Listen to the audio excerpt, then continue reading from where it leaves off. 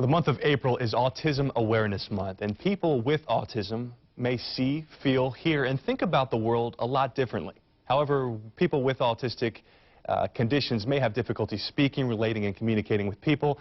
They may also have profound insights and capabilities. We've heard, of course, math, like in the movie Rain Man, and other areas like art. And joining us this morning is Steve Selpal of Palm Bay, Florida, a very accomplished artist, a great guy because you overcome so much in your life. You suffer from Asperger's syndrome, and you're 60 years old, and you have an incredible story about how you were misdiagnosed, really up until just a few years ago. You want to tell us that real quick? That's correct. I was diagnosed in 1970 with schizophrenia and had bipolar diagnosis, and I had been on lithium carbonate for 21 years, which really didn't do anything. But with the new medications they have, I think, a lot of my symptoms are controlled. So you were misdiagnosed for the first 55 years of your life? I would say so. Wow. Yes, but I knew in my heart that I had this condition because I can remember how I was since as far back as I can remember. Now, you have a mild form of autism, so you're on the mild end of the spectrum. I know a lot of people who suffer from autism, you can go the other way on the spectrum and have trouble communicating and understanding, their surroundings or situations. How does it affect you in your day-to-day life? I think you can't get rid of it. It's always affecting you all the time. But you learn how to control your thoughts, and you learn how to control how to be with people. And I think it's also the creative part because you visualize. And that helps with the art. Yeah, let's get to the whole reason you're here with these beautiful pieces. And you've painted your entire life. That's correct. And do you think your condition brought you to it? Do you think you would have been an artist, no matter what? I have no way of separating that. Yeah. Yeah, that's true. I have no way of understanding Well, let's talk about it. I mean, I guess you picked up a paintbrush when you were little, right? Yes, correctly. And I always, even at a young age, untrained, I always painted with depth.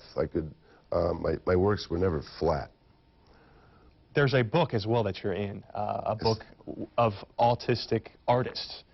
Artism, I think, is the name of the book, which is a very interesting book. How did you get to be, first off, it just shows the world that there's many other artists who suffer from autism who are also in the world of art. It's in the book, Artism, the Art of Autism, there's 54 artists that are in this book, and the book gives some enlightenment as to how these artists think and how they perceive themselves and how they perceive the world. I love the graphic art, too. You've gotten into computers as well, it looks like. Absolutely. How did you, I mean, that's a lot different than, of course, using your hands, isn't it?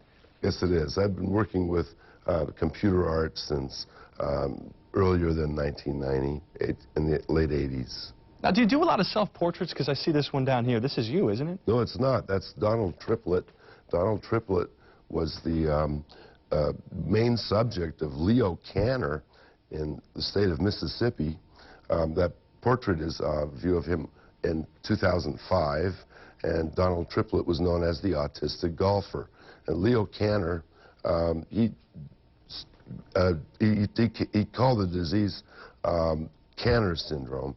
And at the same time, Hans Asperger in Germany was doing the same research. So you have Kanner syndrome, Asperger syndrome, they're the same thing. Oh, okay. I love it. I mean, you do the abstract, you do the landscaping, and of course the graphic art. Steve, great story. If you'd like to buy the book, The Art of Autism, go to the web address on your screen, artismtoday.com.